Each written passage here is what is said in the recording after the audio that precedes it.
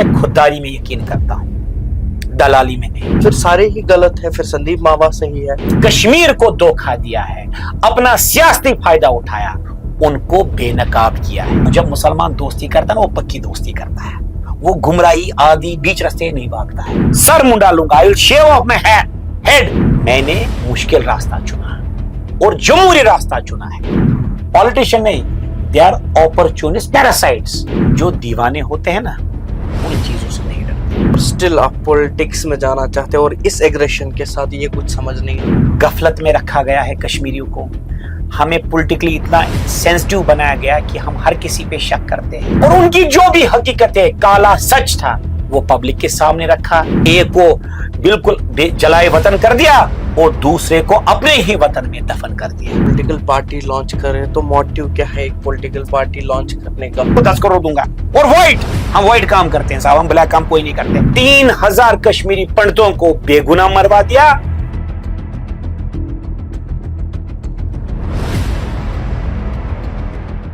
अस्सलामुअलैकुम, आदाब नाजरीन। आपको पता ही हम किसी ना किसी शख्सियत के साथ बैठते हैं, डिस्कशन करते हैं चीज़ों के हवाले से। आज मेरे साथ एक ऐसा फिगर मौजूद है जो आज के टाइम में एक मोस्ट कंट्रोवर्शियल फिगर है। मैं बात कर रहा हूँ संदीप मावा जी की। रिसेंटली इन्होंने एलिज किया कि 3 MPs जो कश्मीर डिवीजन से है, उन्होंने एनडीए के सपोर्टेड जो वाइस प्रेसिडेंट इलेक्शंस हुए उस कैंडिडेट को वोट किया और ये भी चैलेंज दिया कि अगर मैं गलत साबित हुआ तो I will shave off my head. इसके साथ साथ अपनी एक पार्टी लॉन्च कर रहे हैं, यूनाइटेड पीपल्स पार्टी। इसी बारे में कुछ सवालात होंगे संदीप मावा जी से और ये जो इन्होंने कंट्रोवर्सीज छेड़ी है इस पे थोड़े थोड़े सवालात होंगे। आपका खैर मकदम। बहुत शुक्रिया। पहला सवाल रहेगा, 2021 तक संदीप मावा कहीं पिक्चर में नहीं थे। 2021 के बाद संदीप मावा पिक्चर में आ गए, एक्टिविज्म स्टार्ट किया, लोगों को बोलने लगे, नेशनल कॉन्फ्रेंस, पीडीपी जो भी पार्टी सामने आई उसके खिलाफ बोलने लगी। क्या वजह है? देखिए, मैं थोड़ा सा पीछे जाऊँ। आपने तो 2021 के आगे की बात की, मैं 2021 से पहले की बात करना चाहता हूँ ताकि ये पूरा जवाब आपको समझ आए और लोगों को समझ आए। नेशनल कॉन्फ्रेंस मेरे घर की जमात थी। शेख मोहम्मद अब्दुल्ला मेरे दादा नंदलाल जी मावा के दोस्त थे। फिर फारूक अब्दुल्ला और रोशनलाल मावा मेरे फादर बचपन के दोस्त थे। फिर धीरे धीरे मेरी भी दोस्ती बढ़ी, एक रिश्ता बना और परिवार जैसा रिश्ता बना। लेकिन अगर आपको याद हो, 8 नवंबर 2021 को मुझ पे कातलाना हमला टीआरएफ द रेजिस्टेंस फ्रंट ने किया और बदकिस्मती से मिस्टेकन आइडेंटिटी के चक्कर में मेरा भाई, मेरा मुसलमान भाई जो मेरा लॉन्ग टर्म एसोसिएट था, मोहम्मद इब्राहिम खान, शहीद हो गया। उस दिन जब यह वाक़ा हुआ शाम को, मेरे परिवार वाले दिल्ली में थे, हमारा कारोबार है वहाँ, मेरे बच्चे वहाँ पढ़ते हैं, मेरी फैमिली वहाँ है। तो मुझे घर वालों ने बड़ा प्रेशर किया कि आप दिल्ली आइए, छोड़ दीजिए। वो तो बहुत चिढ़ गए थे। लेकिन मैं 3 दिन तक बिल्कुल अपने घर में बैठा और अल्लाह ताला, भगवान, राम, रहीम, जीसस से ये पूछता रहा इन आइसोलेशन, अकेलेपन में, कि साहब किस लिए आपने मुझे जिंदा रखा, वो पर्पस बता दीजिए। क्योंकि इतना तो समझ आता है, मैं डॉक्टर हूं, थोड़ा स्पिरिचुअलिटी के बारे में थोड़ा सा ज्ञान रखता हूं। ये तो समझ आया कि मुझे बचाने के पीछे भगवान का, राम का, रहीम का, वाहिगुरु जी का, जीसस का कोई ना कोई मतलब है। तो धीरे धीरे करके ये मतलब समझ आया। आपको तो एक असैसिनेशन अटेम्प्ट पता है 8 नवंबर 2021 का। उसके बाद 5 बार और हमला हुआ, रफियाबाद में हुआ, डलगेट के पास हुआ, बाकी जगह हुआ। और ऐसा कर्म रहा कि 6 हमलों में भी मैं बच गया। तो इसलिए मैं उस वक्त सिर्फ इस तलाश में था कि पर्पस क्या है लाइफ का। फिर समझ आया कि यहाँ गफलत में रखा गया है कश्मीरियों को। हमें पॉलिटिकली इतना सेंसिटिव बनाया गया कि हम हर किसी पे शक करते हैं, क्योंकि धोखा ही मिला है। मैं तो बड़ी बेबाकी से आज कह दूं, पाकिस्तान, आईएसआई ने तो धोखा दिया, उसमें कोई शक नहीं है। लेकिन अपने लोग, अपने एजेंसीज, अपनी सरकारों ने अपने पॉलिटिकल गेन्स के लिए हमको इस्तेमाल किया, हमको धोखा दिया और बार बार दिल्ली और जम्मू कश्मीर की दूरियां बढ़ाई और अपना पॉलिटिकल कैरियर बनाया, पॉलिटिकल माइलेज ली और 70,000 मुसलमान को जज्बाती बना के शहीद कर दिया, 3,000 कश्मीरी पंडितों को बेगुनाह मरवा दिया और हिंदू मुसलमान में भी डिवाइड करके, शेख साहब के टाइम तो था बकरा और शेर, लेकिन जब ये धीरे धीरे फारूक अब्दुल्ला तक हुकूमत आई, कंट्रोल आया, तो हिंदू और मुसलमान के बीच में बड़ी खाई खिंचा के एक को बिल्कुल जलाए वतन कर दिया और दूसरे को अपने ही वतन में दफन कर दिया। तो इसलिए साहब मेरे मन में यह ख्याल आया कि कौम के लिए कुछ करना चाहिए। सबसे पहले मैंने दूरी जिस जमात से मैं उठता बैठता था, घरेलू ताल्लुकात से, सियासी ताल्लुकात नहीं थे, उससे दूरियां की और उनकी जो भी हकीकतें, काला सच था, वो पब्लिक के सामने रखा। फिर धीरे धीरे और इनपुट्स आए, फिर पीडीपी को भी नहीं बख्शा, सजाद गनी लोन को भी नहीं बख्शा, बिलाल लोन को भी नहीं बख्शा। जिसने कश्मीर को धोखा दिया है, अपना सियासी फायदा उठाया, उनको बेनकाब किया है। मुझे पता नहीं, लोग जब हम ये काम करते हैं तो बहुत लोगों ने ये भी एलिगेशन लगाई कि आप आरएसएस, बीजेपी या हिंदुस्तान की एजेंसीज के लिए काम करते हैं, ऐसी एलिगेशंस लगी। लेकिन हम अपना काम ईमानदारी से करते रहे और जब आरएसएस और बीजेपी ने जम्मू में एक एसएचओ के जरिए बॉनेट पे मुसलमान को पकड़ा, उसके जूतों की माला इसी में 2025 को लगाई, तो बीजेपी और आरएसएस वालों को भी, in fact deputy CM Nirmal Singh और डिप्टी सीएम जो अभी एलजी बने हैं लद्दाख के, कविंदर गुप्ता को भी नहीं बख्शा, जो यहां का आरएसएस चीफ था रूपेश भाई साहब, उसको भी नहीं बख्शा। हमने राम राज हिंदू कहते हैं और आप लोग निजाम मुस्तफा कहते हैं, सच की बात की है। और मैं आपको यकीन दिलाता हूं, लोग तो यहां सीता को भी नहीं बख्शा है, माता को, पैगंबर साहब को हिजरत कराई है। तो मैं किस खेत की मूली हूं? मैं तो एक आम मामूली सा एक आदमी हूं जम्मू कश्मीर का, लेकिन कोशिश करूंगा जब तक मुझ में सांस है, ईमानदारी से, बेबाकी से सच बताऊं, बिना किसी सियासत के, बिना किसी मफाद के, बिना किसी गफलत के, कश्मीरियों को, जम्मू कश्मीर की आवाम को हकीकतों से रूबरू करवाऊं। तभी जो आपने सवाल किया कि साहब आपने 3 एमपीज के बारे में एलिगेट नहीं किया, मैंने हकीकत बताई है, लेकिन ये थोड़ा मैं वही बताता, ये आखिर जमाना है, यहां सच को भी प्रूव करना पड़ता है। जब सबसे पहले एक इंटरव्यू में मुझे ये लीक हो गया था, खैर इंटरव्यू था इस पे मेराज मलिक पे, पहुंचते पहुंचते आप अखबार वाले तो बड़े चालाक होते हो, उसको डाइवर्ट करके मुझसे वो लीक करा दिया। अब जब निकल ही गया तो कन्फेस करने में क्या है। तो मैंने उस दिन कहा था कि मैं अपना सर मुंडा लूंगा, I will shave off my head, अगर मैं झूठा साबित हुआ। अगले दिन रूला साहब ने ट्वीट किया कि वन संदीप मावा बोलता है ऐसे, मैंने नहीं दिया है, मैंने एनडीए को नहीं वोट दिया है। और ये तो इतनी कॉम्प्लेक्स प्रोसेस है इलेक्शन की, वाइस प्रेसिडेंट की, कि मुझे भी प्रूव करना नहीं आएगा मैंने किसको वोट दिया। लेकिन उसके अगले दिन मैंने अपनी ऑफर को रिन्यू और बढ़ाया। मैंने कहा कल तक तो मैं कहता था अपने बाल शेव ऑफ करूंगा, आज मैं ऑफर को बढ़ाता हूं।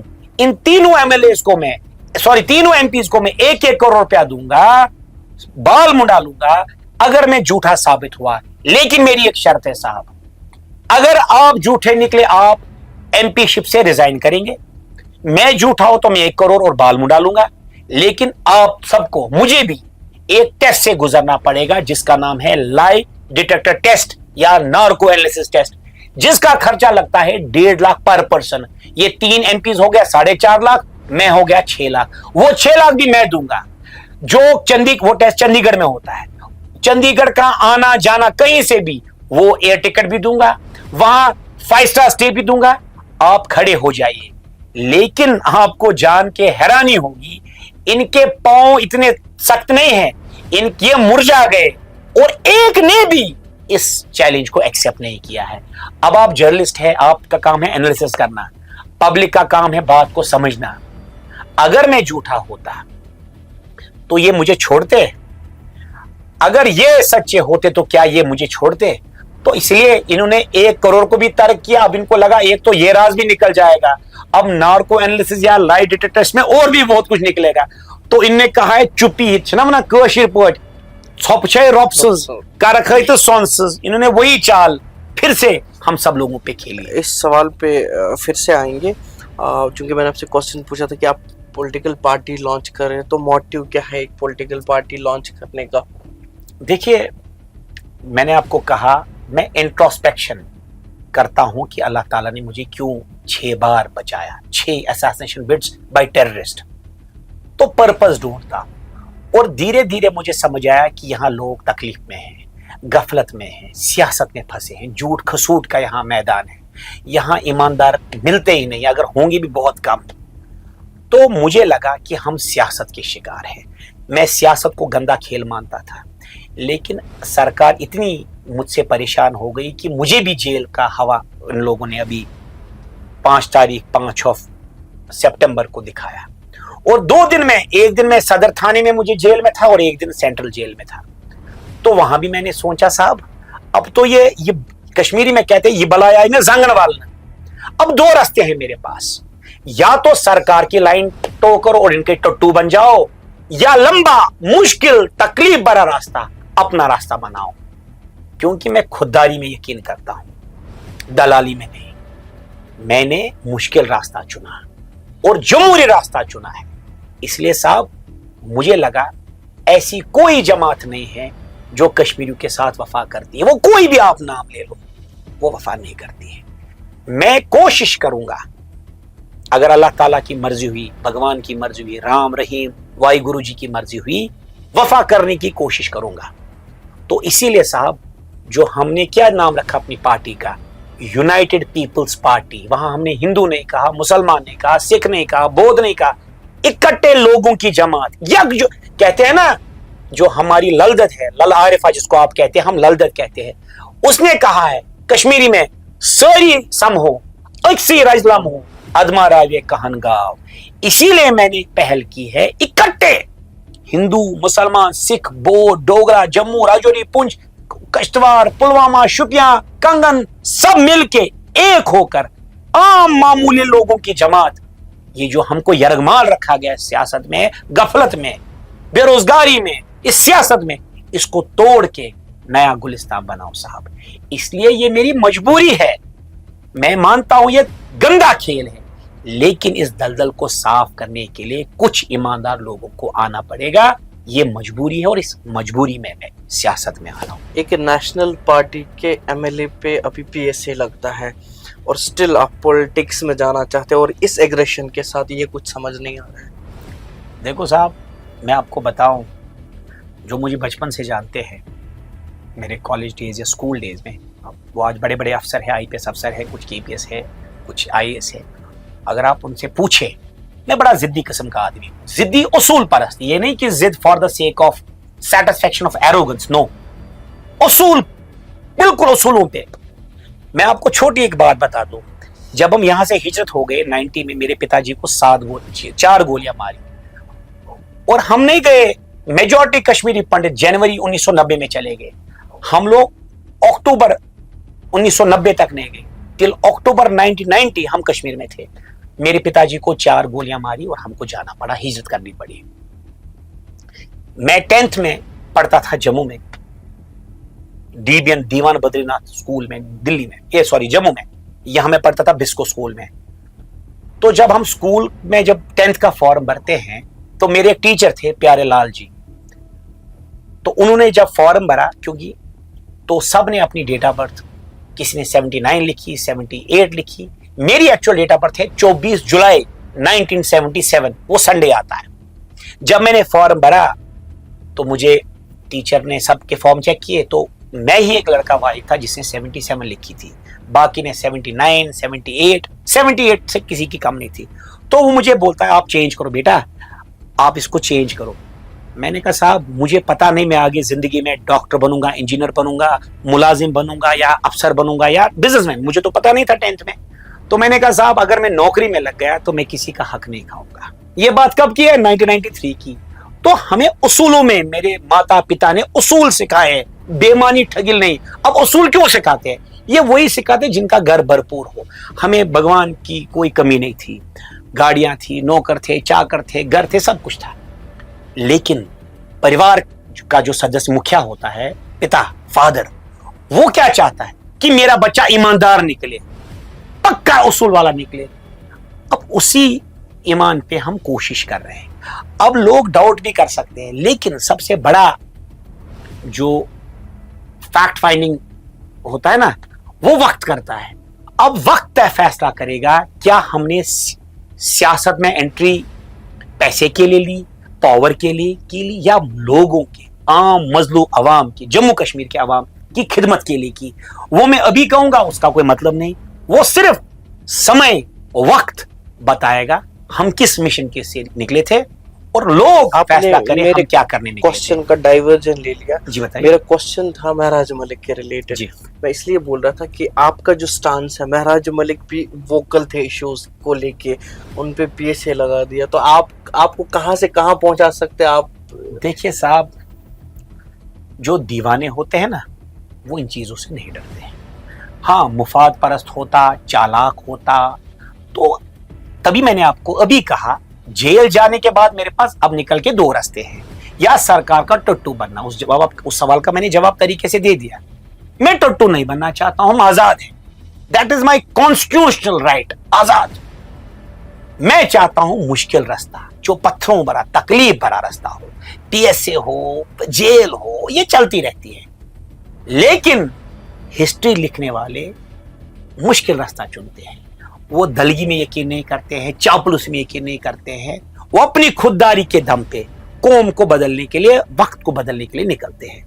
अब हम कामयाब होंगे या पीएससी में जाएंगे या जेल बनेंगे या हीरो बनेंगे, वो सिर्फ वक्त बता सकता है। लेकिन मैं हिंदू हूं, मेरे लिए हुक्म है, मेरे धर्म के हिसाब से कर्म करो। कर्म का मतलब होता है अपनी अमाल करो। अल्लाह ताला, भगवान राम, रहीम, गुरु नानक जी, क्राइस्ट हमें उसका फल देगा। वो जेल में देगा, पीएसए में देगा, या किसी लीडर के रूप में देगा, वो सिर्फ वक्त बता सकता है। आप अभी बोल रहे थे कि मैं हिंदू हूँ, लेकिन कई लोग ऐसे भी हैं जो बोलते हैं कि संदीप मामा मुसलमान है। अच्छी बात है। मुसलमान किसको कहते हैं आप समझिए। मुसलमान होता है मुसल ईमान, जिसका ईमान पक्का हो। मुझे कोई परहेज नहीं, मैं बड़े शान के साथ कहता हूं मैं मुसलमान भी हूं। क्यों? ये एक बड़ा अजीम दर्जा, ये कोई छोटी बात नहीं है मुसलमान कहना। इसका मतलब कि लोग ये भी मानते हैं मैं ईमान का पक्का हूं। मैं उन लोगों को सलाम करता हूं जो ये सोचते हैं कि मैं मुसलमान हूं, क्योंकि ये मुसलमान बाय रिलीजन नहीं होता, it is by conviction of your character. It says आपका ईमान पक्का है। वही तो मैं भी कह रहा हूं। अब मैं कहूंगा, लोग बोलेंगे जी पता नहीं सच कहता है झूठ कहता है, तभी मैं बार बार जोर देता हूं ये सिर्फ वक्त तय करेगा। वक्त से है दिन और रात, वो सब पता करेगा। वक्त इसका पूरा एनालिसिस करेगा। क्या हम चोर निकले थे, चक्कार निकले थे, कि देश के फिदाई निकले थे, वो सिर्फ वक्त पे आप छोड़िए। मेरे कहने से या आपके पूछने से उसका जवाब नहीं मिल पाएगा इस वक्त। कुछ चीजें वक्त तक छोड़िए, और वक्त जरूर इसका लोगों को एहसास कराएगा कि ये लोग क्या करने आए थे। यहाँ के पॉलिटिकल पार्टी से इतना ये क्यों है आपको कि आप हमेशा टारगेट, आप किसी को सही मानते नहीं? चले ठीक है, आपके हिसाब से नेशनल कॉन्फ्रेंस गलत है, वहाँ पे पीडीपी भी है, अपनी पार्टी भी है, पीपल्स कॉन्फ्रेंस भी है, तो फिर सारे ही गलत है, फिर संदीप मावा सही है? ऐसा नहीं है साहब, ऐसा नहीं है। कुछ मोमिन है तभी हम बचे हैं। लेकिन पार्टी जब भी बनती है एक आइडियोलॉजी पे बनती है। अभी तक हम 2 साल तक पहले हम बोलते थे शेख मोहम्मद अब्दुल्ला, ठीक, हम भी कहते थे। लेकिन वक्त ने बता दिया, जब अभी ब्रिटिश आर्काइव्स के लीक निकले तो उसमें बताया गया, हमें बताया गया कि वो स्कॉलर था, अलीगढ़ मुस्लिम यूनिवर्सिटी का स्कॉलर था। लेकिन अलीगढ़ से ही निकली इंफॉर्मेशन, अलीगढ़ मुस्लिम यूनिवर्सिटी से वो ड्रॉप आउट था, उसको निकाला गया क्योंकि वो वहां लेटरिया चमकाता था। He was a drop out, उसको निकाला गया। फिर ब्रिटिश इंटेलिजेंस एजेंसीज ने उसको हायर किया, और कि इसको भी नहीं, अब्दुल कदीर पेशावर का एक फितनेबाज, उसको भी हायर किया। और जो मैंने बार बार कहा, 13 जुलाई 1931 का जो वाक़ा था, जो महाराजा से अंग्रेज चाहते थे गिलगित 99 साल के 99 ईयर्स पे लीज हो, महाराजा हरि सिंह ने नहीं माना। और आज खुशकिस्मती है कि आज महाराजा हरि सिंह जी का जन्मदिन पे आप मुझे इंटरव्यू ले रहे हैं, तो नहीं माना।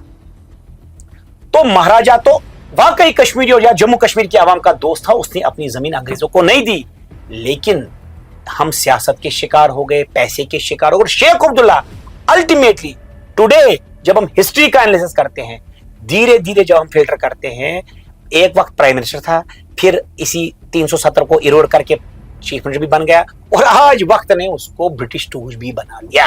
वो मैंने तो नहीं बनाया साहब, वो जो अंग्रेज हैं, ब्रिटिश इंटेलिजेंस के आर्काइव निकले, वो हर 50 साल में निकलते हैं, 70 साल अभी निकले, उसमें प्रूव हो गया। और आप देखो ना, जब मैंने ये बात उठाई, एक भी लीडर ने उस पर कमेंट नहीं किया, चुप। तभी मैंने कहा ना, इनकी बहुत अच्छी पॉलिसी है, सो खामोशी में लोगों को पता लगता है कि कौन सच, कौन क्या करना है, वो वक्त इनको बता रहा है। उसके बाद आपने बात की महबूबा मुफ्ती या पीडीपी की, वो जमात बनी जब आपको याद हो आतंकवादी था एक लश्कर तोयबा का, जिसको अभी मारा, वो मुझे नाम याद नहीं आ रहा, जिसको जेल से निकाला गया इधर से कोट बलवाल से, अजहर मसूद जब ये हाईजैक हुआ कांधार में इंडियन एयरलाइंस का जहाज, तो सबसे पहली डिमांड थी इसको और मुश्ताक अटरम को निकालो। उस वक्त सेक्रेटरीट था जम्मू में, और उमर फारूक अब्दुल्ला जो चीफ मिनिस्टर थे, वो थे अपने रेजिडेंसी रोड जो है उधर, और नजीर शेख थे शेर कश्मीर भवन जम्मू में। सुबह 5 बजे लैंड होता है जहाज। उससे पहले, एक दिन पहले क्या हुआ, ये मुझे शेख नजीर साहब ने कहा है, जो जनरल सेक्रेटरी थे, जो सारा निजाम चलाते थे। अटल बिहारी वाजपेयी ने ऑथराइज किया अडवाणी जी को, जो होम मिनिस्टर थे, कि भाई हमें छोड़ने हैं कुछ लोग, आप फारूक से बात करो, क्योंकि उस वक्त ये स्टेट था और किसी भी प्रिजनर को कोट बलवाल से लेने के लिए चीफ मिनिस्टर का दस्तखत बड़ा जरूरी था।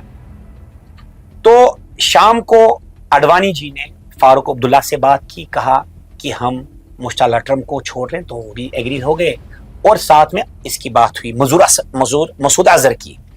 फारूक अब्दुल्ला ने उस वक्त एज अ देशभक्त, ये मैं उनको अप्रिशिएट यहां करता हूं क्योंकि देश की बात की, उन्होंने कहा साहब ये बड़ा खतरनाक आदमी, इसने कोट बलवाल के सुब्रेन को भी पटाया था, मुझे रातों रात सुब्रेन को बदल के दूसरे को चार्ज देना पड़ा, इतना इसने मोटिवेट करके ये भागने वाले थे, तो साहब इसको मत छोड़िए, गलत होगा। तो उस पे अडवाणी जी ने, मैं थोड़ी सी हकीकत बता दूं जो शायद कोरी भी होगी, लेकिन मैं लोगों से उम्मीद करता हूं कि प्लीज मैं जो सच्ची बात बताऊंगा, आप उस पे थोड़ा सा गलत जुबानी है तो उसको माफ करिएगा। अडवाणी जी ने फारूक अब्दुल्ला को कहा, बहनचोद तुम थोड़ी डिसाइड करोगे कौन निकलेगा, ये मैं और अटल बिहारी वाजपेयी। तो बहन की गाली जब पड़ी, हिंदुओं में तो अगर कोई गाली देता है बहन की, तो वो take on lighter note, it's may be एक तकिया कला मानते हैं, हम इसको सीरियसली लेते हैं। लेकिन कश्मीर में जब बहन की गाली देते हैं, बहुत तकलीफ में और लड़ाई होती है इस पे कश्मीरी मुसलमानों में। तो फारूक अब्दुल्ला ने फोन पटका, बार बार, दुलत उस वक्त थे, दुलत ने बार बार फोन किया, नहीं उठाया, और फाइनली सुबह 5 बजे पहली बार जम्मू में लैंड हुआ जहाज, और सीधा वो पहुंचे फारूक अब्दुल्ला के घर पर। फारूक अब्दुल्ला सोया हुआ था, उसको उठाया गया। फारूक अब्दुल्ला मिलना नहीं चाहता, लेकिन उसका दोस्त था, शराबी यार थे, दुलत साहब, एस दुलत, तो मिला। तो फारूक अब्दुल्ला चढ़ा हुआ था क्योंकि उसकी बहन की गाली पड़ी थी। तो उसने शेख नजीर को फोन किया, शेख नजीर ये दुलत आया है, तो ये बोल रहे हैं कि इसको छोड़ो, मैं तो ही छोड़ रहा हूं। तो शेख नजीर बिना नहाए, ये उनने मुझे बात बताई, बिना नहाए 6 बजे पहुंचे, क्योंकि रेजिडेंसी रोड जहां शेर कश्मीर भवन है से लेकर जो फारूक अब्दुल्ला का रेजिडेंस है जम्मू में, इट इज रफली आधा किलोमीटर। तो एकदम अपनी गाड़ी में पहुंचे, 6 सवा 6 करीब पहुंचे। तो Farooq Abdullah was not agreeing कि मैं छोड़ूंगा इसको, अजहर मसूद को, लेकिन शेख नजीर ने उनको कन्विंस किया, फारूक तुमने तो सच्ची बात बता दी, इनको समझ नहीं आती दिल्ली वालों को, तो छोड़ दो। तो फारूक को मजबूरी में शेख नजीर ने दस्तखत लिया और अजहर मसूद को छोड़ दिया। उसका जिद निकालने के लिए अडवाणी ने, जब नया इलेक्शन 2002 की बात हुई, उससे 1 साल पहले मुफ्ती मोहम्मद सईद को रफली 25 करोड़ रुपए दिए गए एजेंसीज के थ्रू। और आप पता करिए उसमें गुलाम हसन मीर था, बाकी लोग थे, उनको बोला गया कि आपको हुकूमत आएगी, आपको हुकूमत देंगे। और फारूक अब्दुल्ला को डिसीव, अब ये कैसे इसको डिसीव करेंगे? अगर आपको याद हो 2002 में प्रेसिडेंशियल इलेक्शन में बोला गया था फारूक को प्रेसिडेंट बनाएंगे ऑफ इंडिया या वाइस प्रेसिडेंट, तो फारूक उसी दीवानगी में चला गया। और आपको जान के हैरानी होगी 2002 का इलेक्शन फारूक नहीं लड़ा, और दो चीजें शर्त की गई कि ये फेयर लगे, इलेक्शन फेयर लगे। उमर अब्दुल्ला को भी हराया गया गांधरबल से, और मुस्तफा कमाल को टंगमर्ग से हराया गया, और फारूक अब्दुल्ला भाग गया। तो रास्ता साफ था, डील हो गई थी कि आपको हम या तो वाइस प्रेसिडेंट या प्रेसिडेंट बनाएंगे, और आप मुफ्ती मोहम्मद सईद को कुर्सी दे दो। अब मुफ्ती मोहम्मद भी दिल्ली का निकला, वो हमसे कहां वफा करेगा। अब फारूक अब्दुल्ला को दुख कैसे लगा, अब फिर से रंजिश कैसे बढ़ी। जब एनडीए के पास जब अटल बिहारी वाजपेयी के पास मैंडेट नहीं था प्रेसिडेंट बनाने का, तो उन्होंने क्या किया, जो न्यूक्लियर साइंटिस्ट थे अब्दुल कलाम जी को खड़ा किया। तो समाजवादी पार्टी भी मजबूर हो गई, मुसलमान, क्योंकि उनका पॉलिटिकल आइडियोलॉजी को मुसलमान को सपोर्ट करना, तो एकदम ये जो अब्दुल कलाम बन गए प्रेसिडेंट ऑफ इंडिया। मतलब अनयूजुअली उसको खड़ा करके बना दिया। अब जब वाइस प्रेसिडेंट की बारी आई तो फारूक को बताया गया भाई दो दो कैसे रख सकते हैं, दो मुसलमान तो नहीं हो सकता, प्रेसिडेंट भी voice that will create ripples, वो पॉलिटिकली सूट भी नहीं करता है। तो भैरव सिंह शेखावत को बनाया गया, तो फिर वो रंजिश बढ़ती गई। इसीलिए धीरे धीरे फिर फारूक बीजेपी से दूर रहे, नहीं तो ये शाम को इकट्ठे थे। लेकिन 2019 के बाद दिल्ली ने और चाल खेली, एक अल्ताफ बुखारी को, उसकी जमात को पैसा दिया, सजाद लोन पुराना गद्दार, उधर से पाकिस्तान अमानुल्लाह खान की बेटी, शादिया पाकिस्तान में, लाओ दुबई में, और आशिकी श्रीनगर में, ड्रग श्रीनगर में। फिर बिलाल को भी अबला दिया हुर्रियत। तो उसके बाद मंत्रालय, आपको याद होगा 2017 की जो बीजेपी पीडीपी गवर्नमेंट में किस कोटे में मंत्री बनाए, सजाद लोन बना बीजेपी कोटा किसके मंत्री, एक। मोदी ने बोला मेरा छोटा भाई है। तो उसके बाद अल्ताफ बुखारी तो हाईवे टेंडर्स, तो वो रोपवे, तो एम्स, ये आप बेहतर समझते हैं। तो हमको इस्तेमाल किया गया इन सियासी जमातों को। सजाद गनी लोन का स्टांस बिल्कुल चेंज हो गया है, अभी वो एक प्रो कश्मीर सेंटिमेंट लेके चल। भाई साथ सुनो, बात सुनो, ये होते हैं गिरगिट, they change their colours as per their convenience. वही सजाद लोन था, वही बिलाल लोन था हुर्रियत में। इनको बम पड़ गया 370 का, तो आगे बीजेपी कोटा में पहले मंत्री आया, उससे पहले फिर जब 370 हटा, अब जलील हो गया, आ गया पीएचडी में। उधर पुराने दुश्मन पीडीपी और एनसी, मुफ्ती मोहम्मद सईद की फैमिली और शेख की कुत्ते बिल्ली का बैर था, एक हो गए। ये तारगनी दूसरा, वो भी हो गया, आ गया ये भी आ गया, क्या नाम, ये सजाद लोन भी आ गया। फिर जाके जब बंदर बांट हुई, फिर आ गया बीजेपी के कोटा में, फिर स्टांस कितनी बार, अब बाई को भी लाया। तो ये सिर्फ दे आर कॉल्ड ऑपर्चुनिस्ट, पॉलिटिशियन नहीं, दे आर ऑपर्चुनिस्ट पैरासाइट्स। ये कौम का खून चूसते हैं, अपने घर आबाद करते हैं। दुबई में इसका बिजनेस, अभी बड़गाम में जमीन है, लोगों को पैसे खाता भी। एक और मैं आपको वीडियो भी दूंगा करीब, ऑडियो भी दूंगा। लोगों को बोलता, हम एक सरकारी जमीन को बोला ये मैं यहाँ कॉम्प्लेक्स बना रहा हूं, बस परमिशन लोगों से पैसे हट जाता है। दोनों, बिलाल भी और सजाद भी, लेकिन पब्लिक के सामने दुश्मन है, लेकिन है एक। तो इनका काम ही, मुझे माफ करना, मैं थोड़ा हार्शली बता दूं, मैं अपने जो आपके लोग देख रहे हैं उनको भी माफी मांगता हूं, ये दलगी से आगे बढ़े। कभी दिल्ली की दलगी करते हैं, कभी लोकल पॉलिटिशियन की पार्टीज की, कभी पाकिस्तान की। तो इनको हम दल्ले मानते हैं। तो मुझे कोई इसमें दो राय नहीं है। अब ये भी हो गया, अल्ताफ बुखारी भी हो गया, पीडीपी भी हो गया, एनसी भी हो गया। सीपीआई राइट विंग है, ये लेफ्ट विंग है। वो तो चाहते हैं यहां बर्बादी हो जाए, उनका रशिया का भी आइडियोलॉजी, वो world wide Marxist and communist mindset खत्म हो गया। तो साहब बचा कौन? बचा बीजेपी, आरएसएस। आप और मुझ में इख्तिलाफात हैं कि भाई आपने बंदूक का सहारा लिया, किसने लिया? 10 या 15% ने बंदूक या हुर्रियत का। 80-85% तो कोई मतभेद नहीं। हिंदुओं ने भी 10% में मंदिर चोरी चौकारी, अपने मंदिर बिकवाए, प्रॉपर्टीज बिकवाई, और मुसलमान को इल्जाम लगाया उनको भी बाइकआउट करो। बचा 85% मुसलमान और 90% हिंदू। आप और मुझ में कहां फर्क है? इसलिए मैं क्यों उस पार्टी के साथ जाऊं जो भेदभाव करती है, जो यहां कम्युनलिज्म करना चाहती है। मैं सेकुलर आदमी हूं, मेरी घरवाली मुस्लिम है, मैं और आज भी मैं कैमरा पे कह रहा हूं, she is following Islam, I am following Hinduism, that is love. तो मैं क्यों भेदभाव करूं? वो कभी मुझे कुरान पाक के बारे में बताती, मैं कभी इसको भगवत गीता में के बारे में, इसको कहते हैं कम्युनल हार्मनी, कम्युनल ब्रदरहुड। सुनिए एक सेकंड। तो साहब हमको तो ये सीखा नहीं ना, हम ये इल्म सीखना चाहते। क्यों? अब मैं सीखता, मुझे पैसे की कमी नहीं, जो मुझे काम है वो ऐसे ही हो जाते हैं, तो मैं क्यों किसी के कब्जे में रहूं? हम आजाद लोग हैं। मेरे कॉलेज में भी आप पता करना, मेरे किसी ने इंटरनल मार्क्स गलत भेजे थे यूनिवर्सिटी को, उसका नाम था डॉक्टर अशोक परिहार, वो हेड ऑफ डिपार्टमेंट था मेडिसिन का, उसको थप्पड़ पड़ा मेरे से कि साहब धोखा मत दीजिए, पता करिए। अशोक परिहार डॉक्टर था, हेड ऑफ डिपार्टमेंट, उसने यूनिवर्सिटी को, मेरे थे 45 मार्क्स आउट ऑफ 60, उसने पता क्या भेजा था? 5। उसको थप्पड़ पड़ा है, जबकि एचओडी को थप्पड़ मारना होता है अपने आप को शहीद करना। हम तब नहीं झुके, तो अब तो हम, ये तो जब मैं 22-23 साल का था, आज मैं 48 साल का सब खेल देख चुका हूं। हम साहब, my purpose of life and being now in politics is, ये मैं सब सफाई करना चाहता हूं। मैं कामयाब हो ना हो मुझे पता नहीं, लेकिन कोशिश जरूर करूंगा और अल्लाह ताला को कहूंगा साहब हमने कोशिश की है, कामयाबी देना या उसको फेल कराना अल्लाह ताला के हाथ में है। Let somethings be under the domain of God. आपका जो सेंटिमेंट है obviously it's a pro Kashmir sentiment, at the same time यहाँ की पॉलिटिकल पार्टीज की एंटी है, लेकिन हिंदू कम्युनिटी में कुछ ऐसे लोग भी हैं जो नेशनल डिबेट्स में आते हैं, कश्मीरियों को जम के बदनाम करते हैं, उनके लिए क्या कहेंगे? उनको शर्म आनी चाहिए। मुझे समझ आया आप किस किस की बात कर रहे हैं, उनको शर्म आनी चाहिए। देखिए मैं आपको एक बताऊं बात, छोटी सी अभी की बात, मैं जेल में था, कौन सा कश्मीरी पंडित जम्मू से आया? यही सुशील पंडित आया इधर, मेरा ही मुसलमान भाई, मेरा ही मुसलमान एडवोकेट ने मुझे बरी कराया।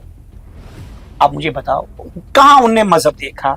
फीस भी नहीं ली, मैं आपको बड़ी जिम्मेदारी से मैंने फीस नहीं दी। मैंने आपको एक बात बताऊंगा, छोटी सी बात, थोड़ा इसको वाइडर एक्सप्लेन करूंगा। आपको पता अरब वर्ल्ड और यूके के बीच में काफी तनाव था और 85-86 के बीच में पैचअप हुआ था। तब थी ब्रिटेन की प्राइम मिनिस्टर थी मार्गरेट थैचर, वो अरब गई, सऊदी अरेबिया गई, उसको वार्म वेलकम दिया गया और बीबीसी लंदन ने उसको इंटरव्यू पूछा कि अब तो दोस्ती हो गई, तुम्हारा क्या समझना है मुस्लिम वर्ल्ड के बारे में? उन्होंने बड़ा बेबाकी से और इसके मतलब मैं कहता हूं क्या जवाब दिया उसने कहा they are fanatic but fantastic.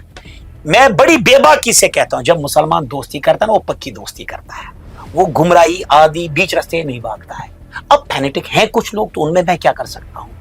That is somewhere a problem. But आप और मुझ में कहां डिफरेंस है? मुझे दुख है, मुझे जिद है उन 15% मुसलमानों ने जिनने बंदूक उठाया, हमें तंग किया, हमें सताया, और उन 10% हिंदुओं ने जिनने मंदिर बेचे मुसलमान को इन्वॉल्व करके। बाकी तो मैं साहब, हम खाते पीते अपने गम में शरीक एक हैं। यहां इस वक्त मैं अकेला और 10 मुसलमान हैं, मुझे I feel as secure as anybody else. आप मुझे बताओ ना, अगर ये राष्ट्रवादी लोग हैं, कौन सा बीजेपी वाला, कौन सा आरएस वाला कोर्ट आया साहब मावा साहब जेल में इसको निकालते हैं, सेंट्रल जेल में इसको निकालते हैं, आया कोई? मेरा ही मुसलमान भाई आए, आप यकीन मानो, because it was a painful experience. मेरी बेडिंग तक मेरे घर से नहीं, मेरे दोस्त ने, डॉक्टर रिजवान है, उसने अपने घर से फ्रेश बेडिंग लाई और मुझे दी सोने के लिए। साहब ये हम भूलेंगे? I may have differences with certain Muslims, but when I see a larger picture, बड़ा चेहरा देखता हूं, तो मैं वाकई मानता हूं आप वाकई मोमिन लोग हैं। अब गुमराही कहते ना, कहीं दाल में कंकर होता है, उसको तो हम निकाल लेंगे, उनको उड़ा देंगे, दोनों तरफ, हिंदू में भी मुसलमान में भी, लेकिन हम कश्मीरियत को, जमहूरियत को, इंसानियत को खत्म नहीं होने देंगे। That is why I am forced, मैं फिर कैमरा के सामने कहता हूं, पॉलिटिक्स गंदे लोगों का, दलों का खेल है, लेकिन मैं मजबूर हो गया इस दलदल में उतरने के लिए, और सफाई कहीं अल्लाह ताला ने मौका दिया तो इनको सारे भूल जाएंगे, जो है ना ये जो आज ये लीडरी चमकाते हैं, इनको हम जमींदोज करेंगे अपनी सच्चाई से, अपनी हकीकत से। 2 अक्टूबर को यूनाइटेड पीपल्स पार्टी लॉन्च हो रही है, जो कि आप प्रेसिडेंट है पार्टी के, तो आपकी तरफ से लोगों के लिए कोई मैसेज? देखिए, मैसेज यही है, हम पॉलिटिकली कश्मीरी लोग, जम्मू कश्मीर नहीं कहूंगा, कश्मीर के लोग बड़े सेंसिटिव हो गए हैं। जब भी कुछ कोई नई पार्टी आती है या खुद मतलब बेबाकी से कोई उठना चाहता है तो लोग एकदम, हे जी दिल्ली स्पॉन्सर्ड है, पाकिस्तान स्पॉन्सर्ड है, एजेंसीज के, ये छोड़ दीजिए। आप हमारे काम पे हमें तोलिए और कुछ चीजें वक्त पर छोड़िए, और वक्त सबसे बड़ा फैसला करता है। कोई दिल्ली से आया है, कोई पाकिस्तान से आया है, कोई हुर्रियत से आया है, या कोई खुददार खड़ा हुआ है जो अपने लोगों को इंसाफ देने आएगा, ये सब का फैसला वक्त करेगा। इसलिए वक्त तक कुछ चीजें देखिए, क्योंकि जब हम लॉन्च करेंगे, पहला बीजेपी कहेगा जी ये कश्मीर सेंट्रिक है, एनसी, पीडीपी, सीपीआई ये दिल्ली के लोग हैं, ये बोलेंगे कश्मीर के लोग हैं, ये यही फुटबॉल खेलते रहते हैं और लोगों को पागल बनाते हैं, है ना। जैसे रोहला अभी बोलता है मैं कश्मीरी सेंटिमेंट करता है, उमरुल्लाह दिल्ली सेंटिमेंट करता है।